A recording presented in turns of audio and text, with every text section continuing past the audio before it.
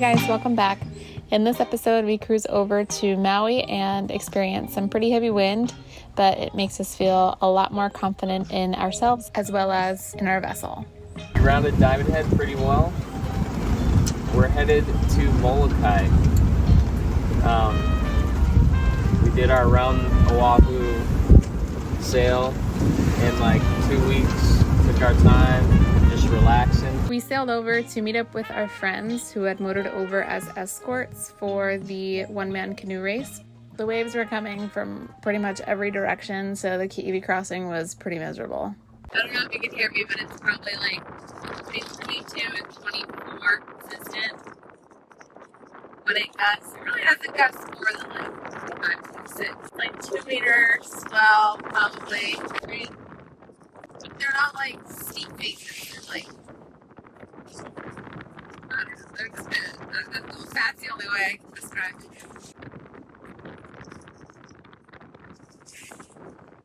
Not many highlights today. That was pretty cool though. Off camera.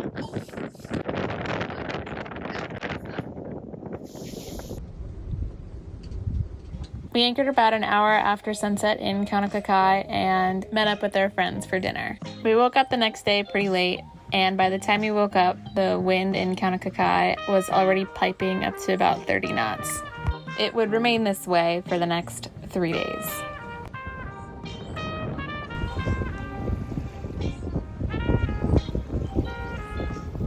The next day, we explored the shoreline of Kaunakakai and came across the Kauaʻi coconut grove. It is owned by the Hawaiian homeland and is closed to the general public. The grove is fed by 2 freshwater springs, and some of the trees are over 100 years old. The wind has been crazy, seriously. So later in the day, it seems to like calm down just a little bit. Some spiders? Yes. My favorite. I don't want to go too far if there's spiders like that here. I'm sure there's like heavy cane spider action in this area.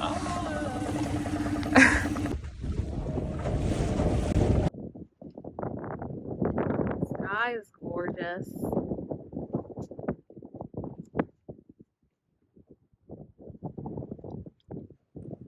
Pizza night, pizza and wine.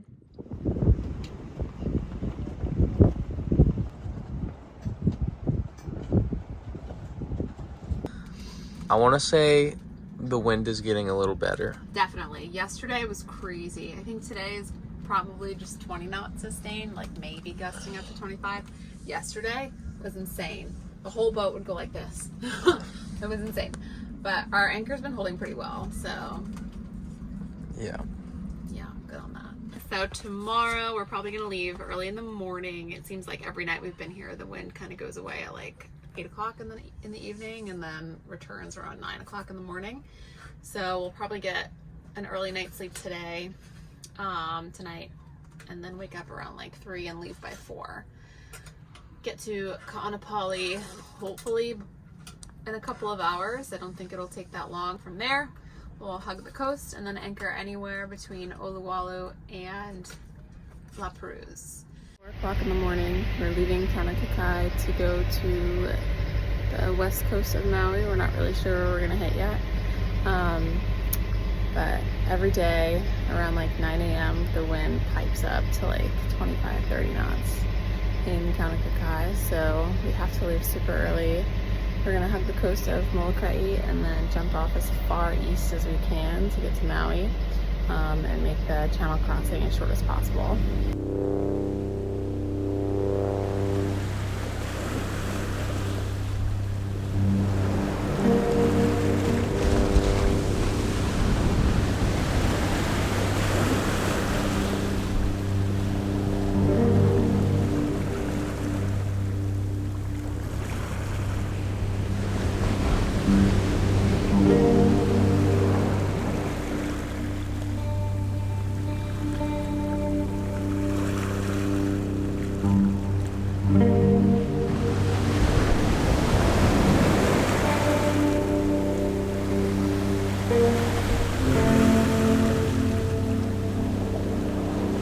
wind was like 32 knots. I don't know if that was true or not. And we were fucking over like hard, feeling over so hard. And I kept trying to turn up, and it wouldn't turn up anymore. Alright, so we're almost through the Waiʻi channel. We saw like, what, 34 knots? And we got caught out with too much sail up. And the boat just went, and Chrissy was at the helm freaking out. And I was climbing all over the cockpit to let the main sheet out and loosen the jib. And then roll in some right here, so I had to run back and forth. But we finally got like a decent sail setup for, I don't know, 25. Rough. It was rough. We could have just easily go back to like Lono Harbor, Haleʻono. And then Kaneohe Bay on Oahu, and then like over to Honolulu. But I need to prove to myself that I know what I'm doing. Yeah, but not sure we're gonna do Big Island now. Yeah. Because as I anticipated, it said the wind would get lighter at night from like 9 p.m. to like 8 a.m. Which it did over there. When you get in the channels, it's still blowing. When it's blowing like this, it's still going in the channels. So once we started getting closer to Kauaʻi Harbor, it went up back to 23, and we're like, oh, okay, we're in it. So it's got to be worse than Alonuihaha. Alonuihaha is the channel between Maui and Big Island. It is supposedly second hardest to the Drake Passage. So yeah, Kalohi and the Pailolo today were blowing, that's for sure. So we definitely might skip the Alonuihaha unless conditions miraculously present themselves. We thought we might be able to go overnight, not the case anymore. It's not that I don't think the boat can handle it, it's more so, why do we have to put ourselves through that?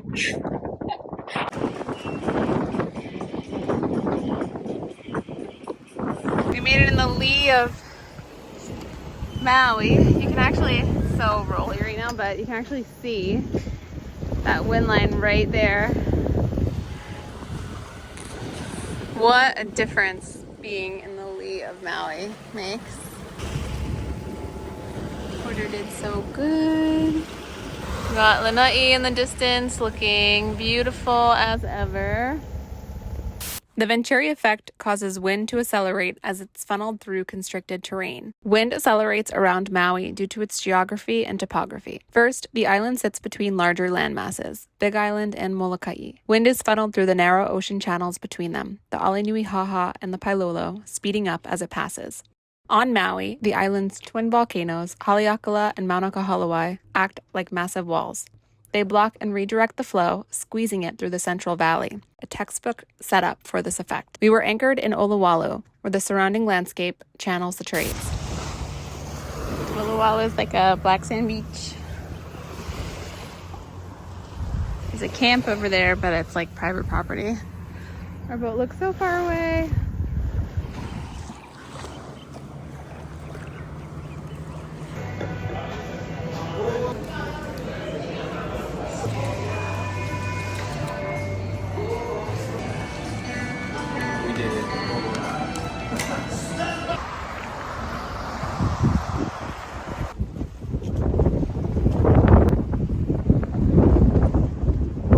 Anchored around like 10 or 11, and as soon as we got here the wind just turned on.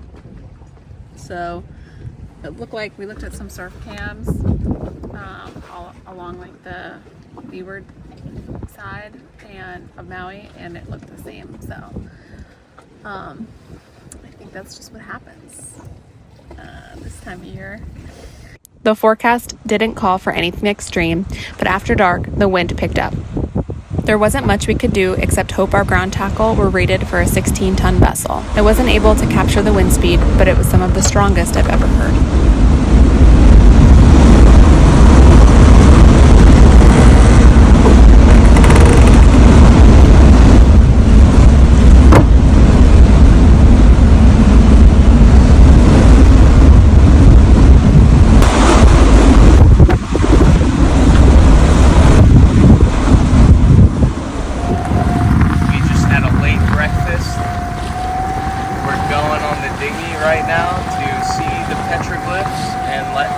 for her to run around. The conditions last night really deteriorated. It was bad. We should not have an anchor here, probably. Nowhere else to anchor. Yeah, but there's nowhere else to go. I think the wind really just like funneled through this cloud, or this mountain right here, and just like amplified and just blew us so heavy. After a restless night, we took the dinghy to shore and explored the Olowalu petroglyphs. Even though it's nice and breezy and cool, the pavement is really hot, so it's getting a free ride. So you have to walk to the white building and then walk a little bit further to the metallic building, and then the petroglyphs look like it's supposed to be on that rock wall right there.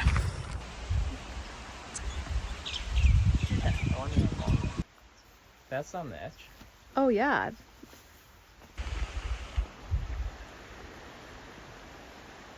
So there's some families, and that's a sail, I think, right there.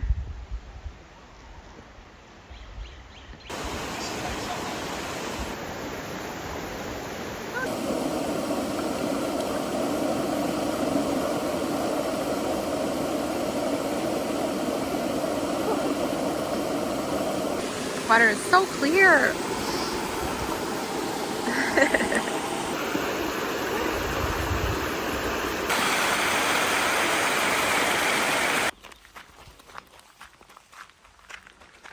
We didn't want to endure another night of heavy winds, so we headed back to the boat to try and find a new anchorage for the evening. We sent the drone up to look for anchorages a little south of us, but as soon as we sent the drone up, the wind decided to pipe up again. You can actually see the ripples of the wind on the water.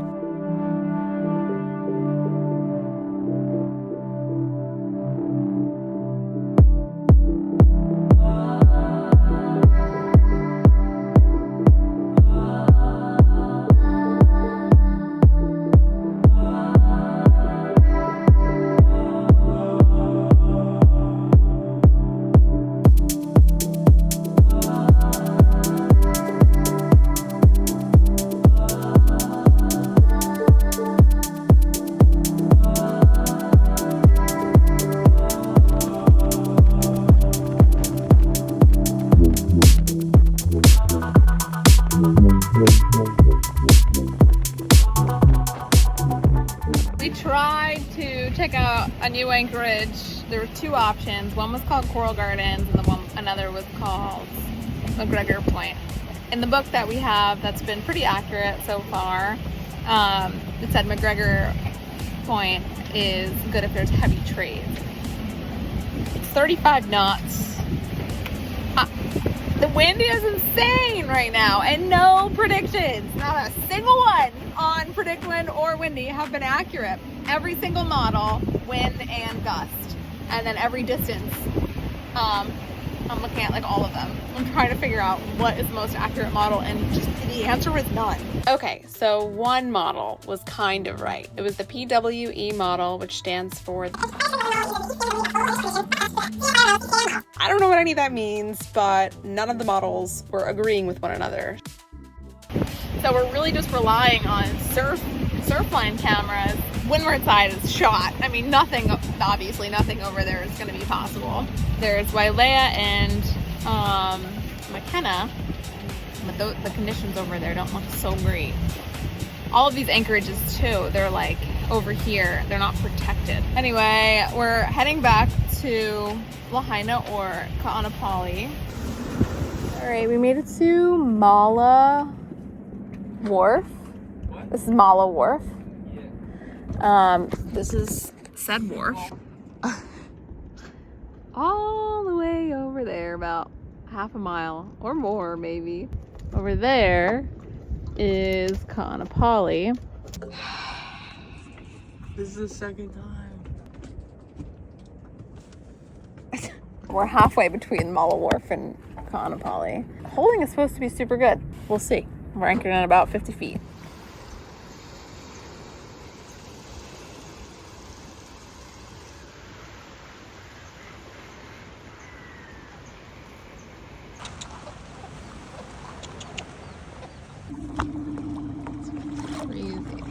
So clear.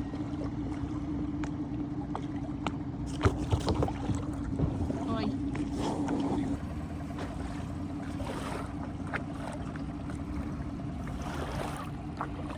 This is my kind of snorkeling.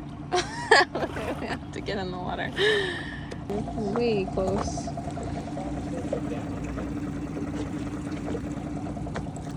We're gonna spend our third night here. Very much looking forward to that third night being our last. There's one more anchorage, Honolulu Bay, which is supposedly like super gorgeous. We've been there very briefly when we did the Lahaina return in 2021 or 2022, I can't remember. But since then, there's been a handful of boats that have grounded there. There's been like negativity towards any boats going there. I think it's more geared towards charter boats, but we just don't want to rub the wrong nerve. You know, unfortunately, that would be like the most perfect place to go right now. So, it's just, yeah. Mixed feelings about that. Don't really know where to go from here. So beautiful, flat and glassy, but it is just like so rolly. Taking Porter out one more time. So it's crystal clear. It's about 50 to 60 feet right here, and you can see all the way to the bottom. It's insane.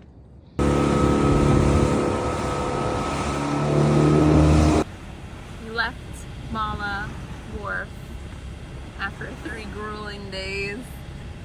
We are still not going to Honolulu Bay, so we are trying to test our luck on East Maui, kind of like Haleakala side.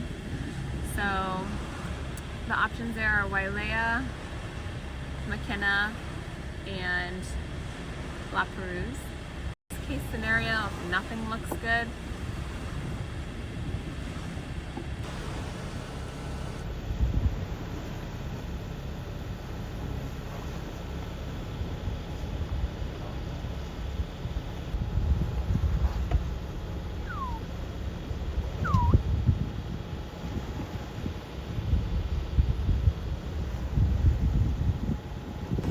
we made it to McGregor Point. That's the lighthouse.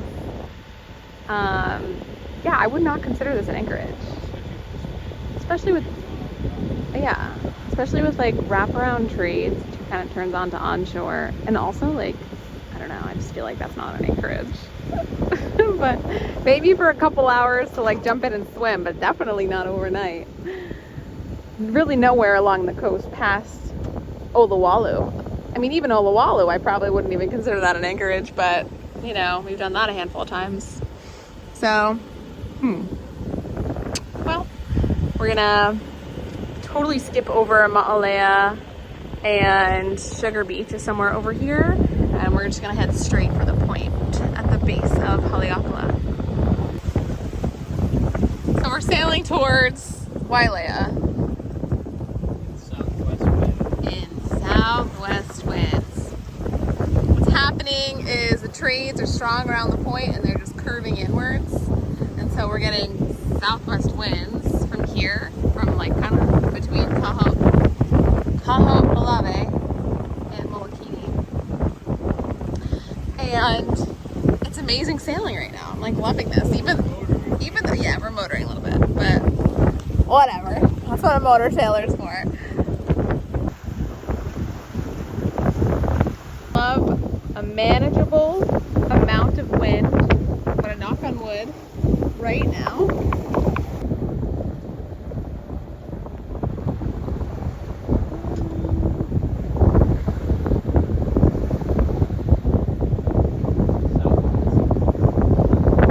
To the point, Pu'uolaki, I think is how it's pronounced, and the anchorage actually looks quite nice, but as soon as we got here, we saw this wall of wind, and just every second it gets closer.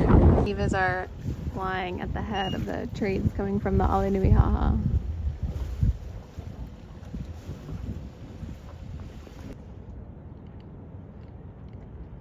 We ended up traveling nearly 50 miles in 9 hours, just trying to find a better place to anchor, but came up with nothing better than Mala. We track all of our sails, dinghy missions, and paddleboard missions on Sea People, so if you're interested, you should follow us on there as well. Our 4th night at Mala. I know you're not supposed to, but here we are. We went 20 miles down the leeward coast to the foothills of Haleakala, and really no anchorage deemed appropriate. Like all of our guidebooks, it seems like they're good anchorages. Obviously, depends on the conditions. Obviously, I'm sure some of them would be better if the conditions were better, but you're not always going to get that. And, you know, if you're cruising, you can't pick and choose as much as you could if you were just like living, you had a home base, and then you can come here when the conditions look right, like we do with Molokai all the time. So unlikely that you're gonna be here really when there's no wind and no swell, like if you're cruising. If there were harbors on island and maybe breakwalls that you can anchor within, then I think cruising here would be a lot safer, honestly, like, but it's just not. So we've decided, like, all of the anchorages that we went by yesterday, sure, we probably could have anchored at them, but it would have been rollier than Mala, or it would have been like light onshore winds and like a rocky / potential coral bottom, like all the sand, you couldn't see any sand patches, you'd have to jump in the water, it's still like 40 feet deep, you know what I mean? And maybe that's just like the reality of cruising that we just like can't get behind. Right there by that big building, the wind line just hit us like a ball. Goodbye, Maui. See you later. Maui's tough, man. I mean, it's tough. It's one of those things where you need to be at the right place at the right time. Unless you've got a home base somewhere, you know, you're gonna be here for a couple of months and you can wait for those weather windows. You're not gonna be, you don't have the opportunity to go when you want to go. You know, you just gotta go. Maybe up to 9 or 10. Yeah. Like this next one. It's scary. It's not scary, but you are like, right now we're on the top. And then, like, horizon doesn't fully go away. So yeah, I would say like 2 to 3 meters, definitely. So we left Maui not really having cruised Maui by boat. But in the past decade, Dave and I have been super lucky to have explored most of the main Hawaiian islands by land, which is the best way to explore these islands. This trip was mostly to prove to myself that Ciao Bella can handle heavier conditions, as well as Dave and I. However, with all of the time we spent waiting out heavier winds, it gave us an opportunity to reflect on the past decade we had, the relationships we've built and the places we've been that have allowed us to become who we are.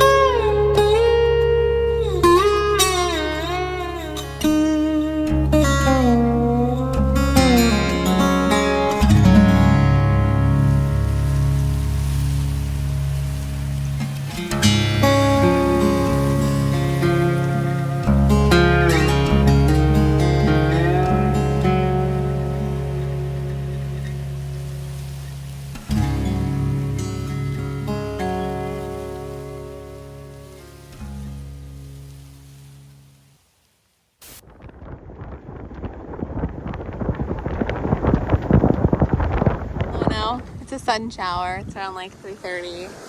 We're shelling. Look at, oh no! Look at how beautiful. This is crazy. And make sure no one's home. I think this one actually is deadly, so really gotta make sure no one's home. What'd you find?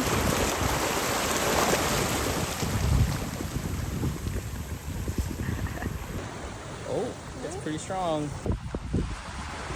Lono gets a bad name because of bees and whatnot, but this is my favorite place on earth.